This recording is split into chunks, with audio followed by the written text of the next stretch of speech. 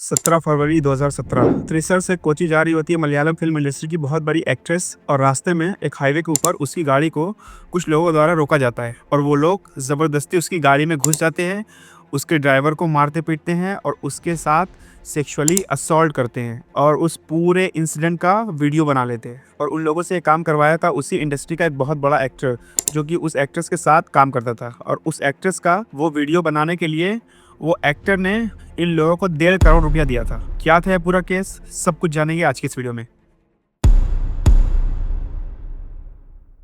भावना मेनन साल 2002 में एक फिल्म आई थी नमल। उस फिल्म के साथ भावना मेनन ने अपना फिल्म डेब्यू किया और उसके बाद एक फिल्म आई 2003 में CID मूसा नाम से।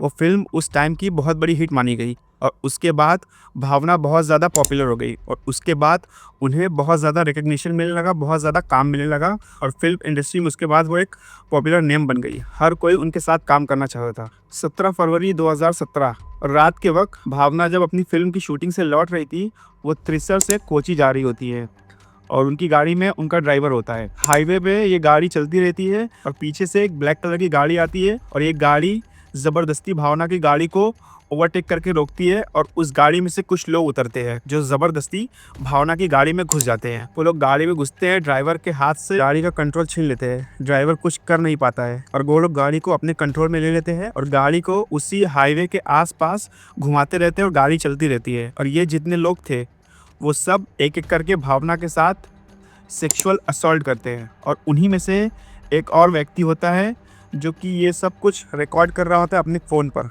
ये सब कुछ चलती गाड़ी में हो रहा था। भावना चिल्लाती रही, मदद मांगती रही, लेकिन उस वक्त वो जगह बहुत सुनसान थी और ये लोग चलती गाड़ी में उसके साथ जो कुछ कर रहे थे, इस वजह से कोई इसकी मदद के लिए पहुंच नहीं पाया, उसकी कोई मदद कर नहीं पाया। और ये सब कुछ करते करते उनके साथ जो लोग थे उनमें से एक इंसान के चेहरे पर से मास्क उतर जाता है और जो भावना होती है वो उस इंसान को पहचान लेती है और वो इंसान था पल्सर सुनी। पल्सर सुनी को भावना पहले भी देख चुकी थी। ये कई बार फिल्मों के सेट पे आता जाता रहता था, इस वजह से पल्सर सुनी का चेहरा भावना को याद रह गया। और इसका मतलब ये था कि भावना के साथ ये सब कुछ अचानक से नहीं हुआ है, ये सब कुछ प्लानिंग के साथ किया गया है। ये कोई अचानक से किया गया क्राइम नहीं था और इन लोगों का मकसद भावना को मारना नहीं था, बस सेक्सुअली असॉल्ट करना था और उसका वीडियो बनाना था। और कुछ देर ये सब कुछ भावना के साथ करने के बाद ये लोगों ने गाड़ी एक सुनसान जगह पे रोकी और वहाँ से वो लोग उतर गए और जाते जाते ये कहा भावना से कि अगर मेरा चेहरा या मेरे बारे में किसी को भी बताया तो तुम्हारा ये वीडियो इंटरनेट पे लीक कर दूंगा। इसके बाद भावना बहुत शॉक में थी, उसको समझ में नहीं आ रहा था कि वो क्या करे। वह तुरंत अपने एक डायरेक्टर दोस्त के घर पे पहुँचती है और उसको ये सब कुछ बताया कि उसके साथ क्या क्या हुआ। और वो डायरेक्टर जो था उसने तुरंत भावना को पुलिस कंप्लेंट करने की सलाह दी और ये लोग तुरंत पुलिस कंप्लेंट करने पहुंचे। भावना जो थी मलयालम इंडस्ट्री की बहुत बड़ी एक्ट्रेस थी, तो ये एक हाई प्रोफाइल केस था। इस वजह से पुलिस ने इस केस को बहुत ही संजीदगी से लिया और भावना ने उस व्यक्ति का नाम बताया कि पल्सर सुनी। एक व्यक्ति जो था उसको मैं पहचानती हूँ, उसका नाम था पल्सर सुनी।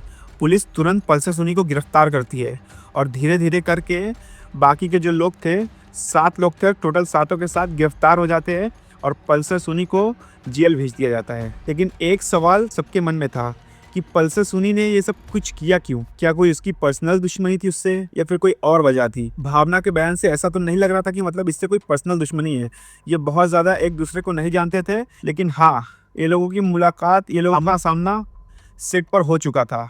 पल्सर सुनी के जेल में जाने के 2 या 3 महीने के बाद जेल से एक कैदी रिहा होता है जिसका इस केस से कोई लेना देना तो नहीं होता है, लेकिन उसके हाथों पल्सर सुनी ने एक लेटर बाहर भिजवाया था और वो लेटर में जो लिखा था वो जान के आपके होश हो जाएंगे। पल्सर सुनी ने वो लेटर लिखा था उसी इंडस्ट्री के एक बहुत बड़े एक्टर दिलीप को और उस लेटर में उसने ये लिखा था, मैंने ये क्राइम किया है लेकिन मैंने ये क्राइम अपनी किसी पर्सनल दुश्मनी की वजह से नहीं किया है।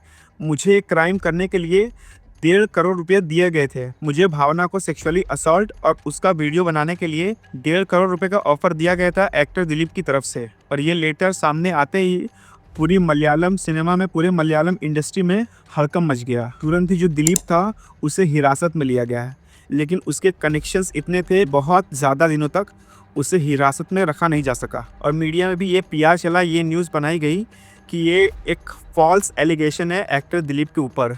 ऐसा कुछ भी नहीं हुआ था, दिलीप ऐसा क्यों करेगा, वो बहुत ही रिस्पेक्टेड एक्टर है, वो ऐसा क्यों करेगा। लेकिन जब भावना ने अपनी तरफ से अपना सच बताया, तब लोगों को शायद कहीं ना कहीं लोगों की सिंपैथी भावना की तरफ थी। इस केस से 2 साल पहले दिलीप मैरिड था एक एक्ट्रेस से जिसका नाम था मंजू वॉरियर, और तभी खबर आने लगी कि दिलीप का अफेयर चल रहा है काव्या नाम की एक और एक्ट्रेस के साथ। और इस बारे में भावना को पता था कि दिलीप का अफेयर काव्या के साथ चल रहा है, और ये बात भावना ने दिलीप की वाइफ मंजू वॉरियर को बता दी। और उसके बाद से इन लोगों की लाइफ में प्रॉब्लम्स आना शुरू हो गई, और आगे चल के दिलीप और मंजू का डाइवोर्स हो जाता है। और दिलीप इसका मेन कल्प्रिट मानता था भावना को, और इसी बात का बदला लेने के लिए दिलीप ने पल्सर सुनी को ये क्राइम करने का ऑफर दिया, और पल्सर सुनी को दिलीप ने 1.5 करोड़ का ऑफर दिया। आगे चल के दिलीप और काव्या ने शादी कर ली। मतलब ये बात कहीं ना कहीं सही थी कि दिलीप और काव्या का अफेयर चल रहा था, ये बात गलत नहीं थी। पल्सर सुनी का लेटर और भावना ने जो अपना इंटरव्यू में बातें बताई कि दिलीप ने उसके साथ ये सब कुछ क्यों किया, तो लोगों की सिंपैथी तो भावना के साथ थी। लेकिन कोर्ट में एविडेंस की कमी होने की वजह से और दिलीप के कनेक्शंस होने की वजह से आज भी दिलीप खुलेआम घूम रहा है, और वो अभी भी फिल्म इंडस्ट्री में काम कर रहा है। और भावना जिसके साथ ये सब कुछ हुआ, वो अब फिल्म इंडस्ट्री से आउट हो गई है, उसको काम मिलना बंद हो चुका है पूरी तरीके से। और पल्सर सुनी जो था, उसको इस मामले में 20 साल की सज़ा सुनाई गई, और उसके साथ बाकी जो अपराधी थे उन्हें भी सज़ा मिली। लेकिन शायद जो मेन कल्प्रिट था जिसकी वजह से ये हुआ, जिसके कहने पे ये हुआ, उसे कभी सज़ा मिलेगी ही नहीं। भावना आज भी इंटरव्यूज़ में बताती है कि वो एक विक्टिम नहीं है, वो सर्वाइवर है।